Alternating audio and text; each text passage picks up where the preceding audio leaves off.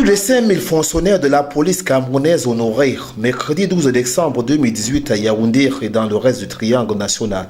Ils ont reçu pour certains des distinctions honorifiques, des diplômes ou encore des épaulettes pour d'autres.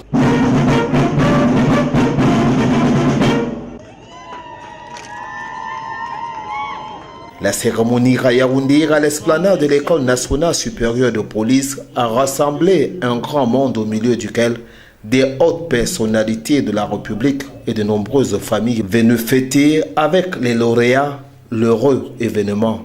La formation reçue à l'issue d'un parcours qui a débuté le 16 février 2018 pour certains a été de qualité, a assuré le directeur de l'école dans son mot de bienvenue. Ce que confirment d'ailleurs ceux désormais officiers de police débordés par la joie au milieu des siens et des connaissances qui ont fêté la nouvelle étoile toute la nuit dans son domicile, comme d'ailleurs chez tous les autres lauréats au promu du jour. Ça a été difficile parce que nous travaillons depuis 15 ans pour certains, 17 ans pour d'autres. Nous étions plus habitués à ce genre de vie. Enrichissant parce que ça nous permet de découvrir le nouveau grade, le cadre de commandement. Je peux dire que je suis très fier d'avoir fait ce stage et de me retrouver aujourd'hui officier de police. J'ai beaucoup appris. 1951 élèves officiers de police, 41 élèves commissaires et 41 élèves inspecteurs de police, soit 2033 stagiaires au départ pour Yaoundé. Dans l'ensemble du territoire, les lauréats ont promu plus de 5000 se présentent comme suit. D'abord, les 2331 promus au grade supérieur à la suite des actes présidentiels du 24 octobre 2018. Ensuite, les 2033 promus au cadre supérieur inscrits sur les listes d'aptitude au titre de l'année 2018. Enfin, les 419 récipiendaires au titre de la fête nationale du 20 mai 2018. À tous ces fonctionnaires de police honorés, le chef de corps a rappelé les missions de la police camerounaise tout en invitant les uns et les autres à être toujours un modèle. Un message qui n'est pas tombé dans les oreilles des sourds. Nous sommes prêts à servir partout et nous attendons là où le service va nous appeler demain.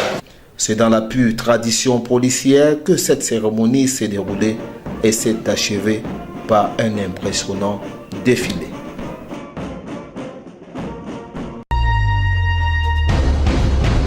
Le chantier de construction de la route Mora-Dabanga-Kousséri a repris depuis le mois d'octobre dernier. L'annonce a été faite au ministère de la Défense entre Joseph Betty Assomon, le ministre de la Défense du Cameroun, et Emmanuel Nganou-Djoumessi des Travaux publics. Comprendre l'importance de ce comité, c'est remonter aux péripéties du projet de construction de la route Mora-Dabanga-Kousséri. La Banque mondiale a fait confiance au gouvernement camerounais qui a eu recours à son outil qu'est le génie militaire, qui n'est pas qu'une structure d'appui à la mobilité des armées, mais également un outil de développement, appelé à exécuter les projets dans des zones d'accès particulièrement difficiles et de reprendre les chantiers abandonnés par les acteurs des entreprises du secteur privé. Il s'agit donc d'un chantier qui est constitué de quelques tronçons, notamment Ouaza-Dabanga, long de 72,5 km, et Dabanga-Kousséri. Les travaux de ce tronçon sont prévus de s'achever en 2020. Il est à noter que la vitesse de cette route sera de 80 km/h, une route qui va coûter la bagatelle de 70 milliards de francs CFA, toutes tasses comprises. Ceci grâce à la vision d'un homme, son excellence Paul Biya. Il a fallu agir sans attendre. Cette session me semble être un véritable message qui va rassurer notre partenaire dans notre détermination à aller de l'avant. Étaient aussi présents Dans cette cérémonie, question donc de confirmer l'aspect sécuritaire, non seulement les 2 membres du gouvernement, mais aussi le commandant de la 4e division interarmée, le commandant de l'opération Alpha du bataillon d'intervention rapide, mais aussi pour indiquer que les dispositions sécuritaires sont déjà mises en place pour la bonne conduite de ce chantier par le génie militaire. L'intelligence artificielle comme un atout pour le développement africain a fait l'objet d'un forum international organisé du 12 au 13 décembre 2018 à Ben Guerir, une localité située près de Marrakech. Organisée par l'UNESCO en partenariat avec l'université Mohamed VI au Maroc, cette rencontre a connu la participation de plus de 200 acteurs. Des acteurs qui ont tous participé à une séance de gymnastique intellectuelle portant sur les enjeux et les opportunités offertes par la nouvelle technologie. Selon la directrice générale de l'UNESCO, Audrey Azoulay, leur ambition est que l'intelligence artificielle soit située au service du développement durable et au cœur de l'humanité. Toutefois, il faut dire que l'intelligence artificielle présente également des défis auxquels il convient de faire face, notamment le chômage, le respect des droits humains et la question liée à l'éthique. C'est à ce sujet qu'un expert a souligné qu'il travaillait avec l'UNESCO pour cadrer l'utilisation de ces technologies sur le plan de l'éthique et de la perte d'emploi. Fort donc de ce constat, il est à noter que cette initiative fera elle aussi face à d'énormes défis pour son implémentation, car seulement 20% de la population africaine a accès à Internet.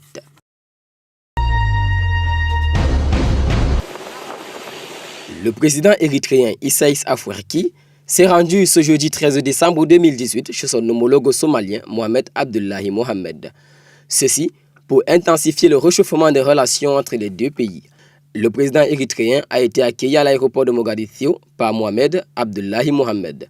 Dans un tweet, la présidence somalienne avait annoncé que la visite se fera dans le cadre de renforcement des liens historiques entre ces 2 pays de la Corne de l'Afrique. À cet effet, les 2 chefs d'État mèneront des discussions bilatérales sur des questions conjointes et bénéfiques. C'est dans la foulée de la signature d'un accord de paix entre l'Éthiopie et l'Érythrée tenu en fin du mois de juin dernier que les pays d'Issaïs Afwerki et Mohamed Abdullahi Mohamed ont établi les liens diplomatiques. Ceci après une longue période d'hostilité, car ces 2 États entretenaient des relations tendues depuis plus d'une décennie, notamment à cause du soutien présumé d'Asmara aux islamistes Chebab affiliés à Al-Qaïda et qui auraient juré de la perte du gouvernement somalien. Cette visite marquera alors la première visite historique d'un président érythréen sur le sol somalien depuis l'indépendance de l'Érythrée en 1993.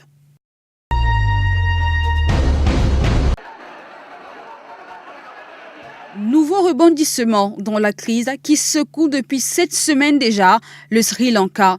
La Cour suprême a jugé illégale et inconstitutionnelle la décision du président Sirisena de dissoudre le Parlement le mois dernier. Les 7 juges de la Cour suprême sri-lankaise ont été unanimes en ordonnant le 9 novembre dernier la dissolution du Parlement. Maithripala Sirisena a violé la Constitution. À la fin du mois d'octobre dernier, le président avait plongé le pays dans une grave crise politique en limogeant son premier ministre Ranil Wickremesinghe pour le remplacer avec Mahinda Rajapakse, l'ancien homme fort controversé du pays. Celui-ci avait, au prix d'un bain de sang, mis fin à 4 décennies de guerre civile en écrasant la rébellion de la minorité tamoule. La formation du Premier ministre limogé pourrait lancer une procédure de destitution à l'encontre du président. Face à cette situation, certains observateurs estiment que la crise est loin d'être terminée, car malgré le jugement de la plus haute instance judiciaire, Sirisena a répété qu'il ne travaillera plus jamais avec le chef du gouvernement limogé. L'ancien Premier ministre, qui dispose de la majorité au Parlement, n'a quant à lui aucune intention d'abandonner sa fonction. Il faut rappeler que sans vote du budget prévisionnel bloqué par le Parlement, plus aucun salaire ne sera versé dans le service public à partir du 1er.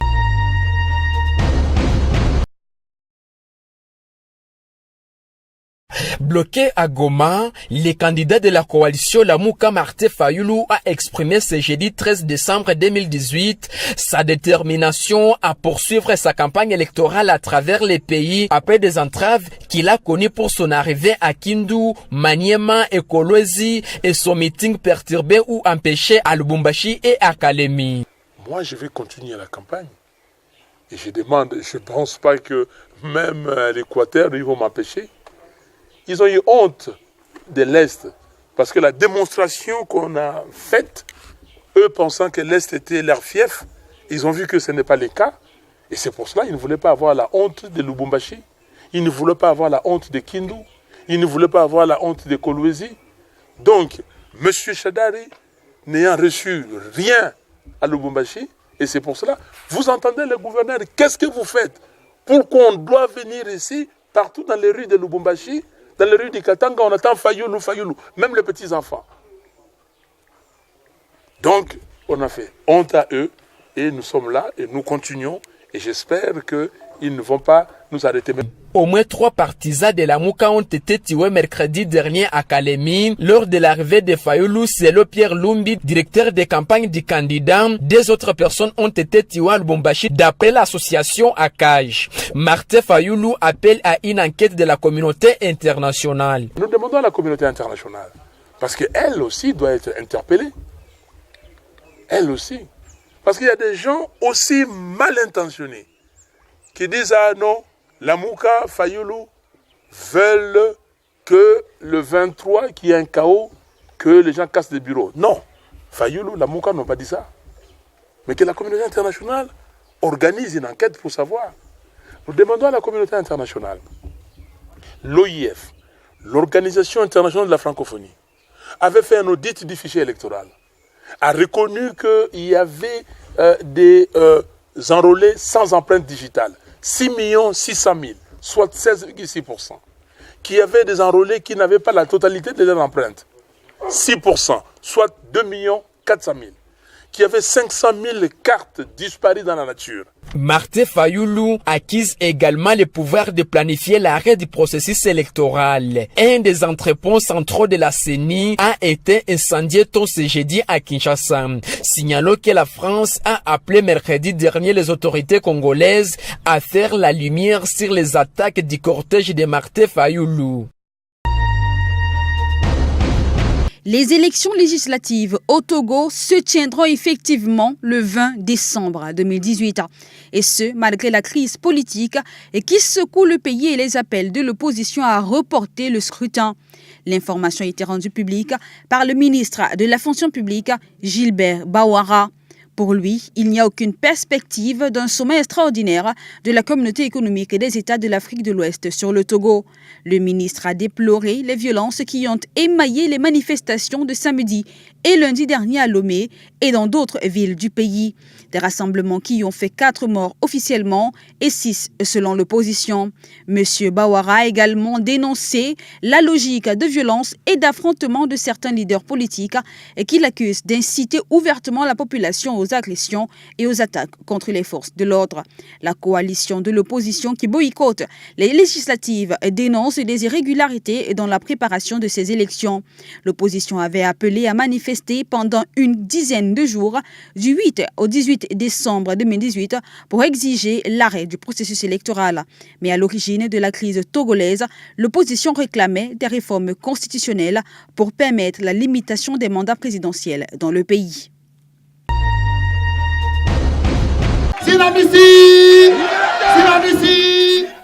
Après plusieurs mois de grève sans être écoutés par leur tutelle, les agents du ministère de l'Intérieur se sont retrouvés ce samedi à une assemblée générale extraordinaire précédée d'un point de presse de leur leader.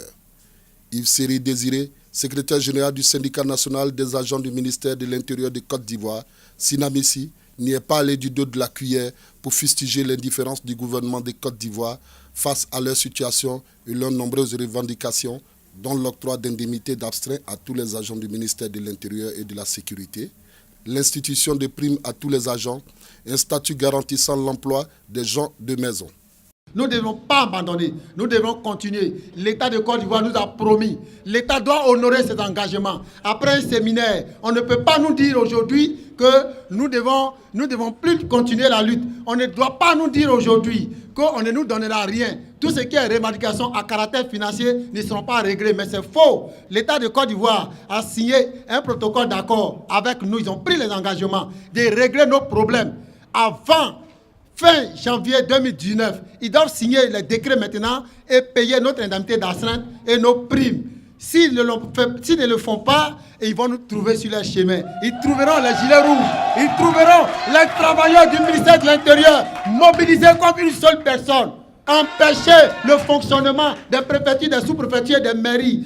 Arrêtez de faire les passations entre les maires entrants et les maires sortants. J'en appelle tous les camarades à descendre à Abidjan à partir du 18 décembre pour une grande marche ici à Abidjan, depuis Cocody jusqu'au plateau. Venus nombreux et très réceptifs aux messages et mots d'ordre de leurs leaders, les syndicalistes du Sinamissi sont répartis encore plus déterminés à aller jusqu'au bout de leur combat pour l'amélioration de leur statut professionnel. Depuis près de 2 ans, les agents du ministère de l'Intérieur ont une forte douleur. Voilà, ils sont oubliés par la gestion du gouvernement, ils sont oubliés par le ministère.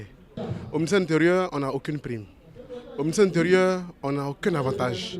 Nous abattons tout le travail qu'il faut avec les préfets qui se taillent la part du gâteau et les agents restent bredouilles sans rien avoir. En tant qu'agents, nous sommes capables de nous battre d'abord, de communiquer avec la hiérarchie qui est le ministère de l'Intérieur, avec le ministre lui-même, pour demander sa clémence, lui dire que l'agent du ministère de l'Intérieur souffre en particulier.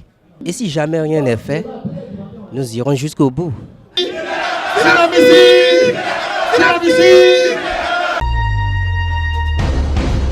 La FIF, Fédération ivoirienne de football, a saisi le TAS, tribunal arbitraire de sport, ce 12 décembre 2018. Ceci pour exprimer son désaccord avec la décision prise par le président de la CAF, Confédération africaine de football, Ahmad Ahmad.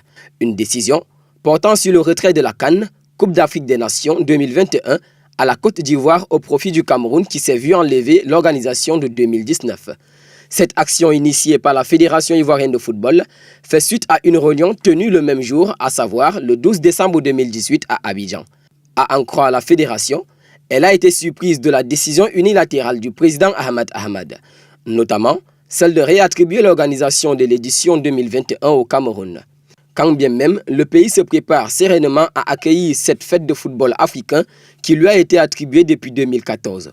Pour rappel, l'organisation de la Coupe a été retirée à la Côte d'Ivoire en date du 3 décembre 2018 et 3 jours avant, soit le 30 novembre de la même année, celle de 2019 a été retirée au Cameroun lors d'une réunion de la CAF tenue dans la capitale ghanéenne, Accra. Fin de la cavale pour Cherif Chekat. Après 2 jours de traque, l'auteur de l'attentat de Strasbourg, qui a fait 3 morts et 13 blessés le 11 décembre 2018, a été retrouvé dans son quartier de Neudorf. C'est là où il avait été vu pour la dernière fois, blessé au bras. À l'issue d'un face-à-face avec une patrouille de police, Cherif Chekat a été tué dans la soirée du jeudi 13 décembre 2018. Il avait pénétré au marché de Noël et avait ouvert le feu à plusieurs reprises sur des passants porteurs d'une arme de poing et d'un couteau. Il avait ensuite échangé des tirs avec les forces de l'ordre avant de réussir à s'enfuir en prenant un taxi. La police, qui soupçonnait le tueur d'être resté dans le quartier de Neudorf, avait vu ses soupçons confirmés par une habitante de cet endroit populaire de Strasbourg. Les enquêteurs de la police judiciaire et les policiers du RAID avaient déjà effectué une descente plus tôt dans l'après-midi dans le voisinage chez les proches du tireur, mais en vain. C'est vers 21h ce même jour que Cherif Chekat a croisé une patrouille de 3 fonctionnaires de la brigade spécialisée de terrain. Fébrile, et Cherif Chekat tente alors de rentrer dans un immeuble pour se cacher dans les parties communes. Son action sera vaine puisqu'il prendra une balle des forces de l'ordre. Né à Strasbourg, Cherif Chekat, homme de 29 ans, a un passé judiciaire très lourd avec pas moins de 27 condamnations. 7 membres de son entourage, dont 4 de sa famille, étaient toujours en garde à vue depuis vendredi dernier pour besoin d'enquête. Un mandat de recherche a par ailleurs été lancé pour un autre de ses frères résidant en Algérie. Castaner, le ministre de l'Intérieur, a annoncé la réouverture du marché de Noël de Strasbourg après 2 jours de fermeture pour justement cet attentat perpétré par le feu Chérif Chekat qui est désormais hors d'atteinte de nuire.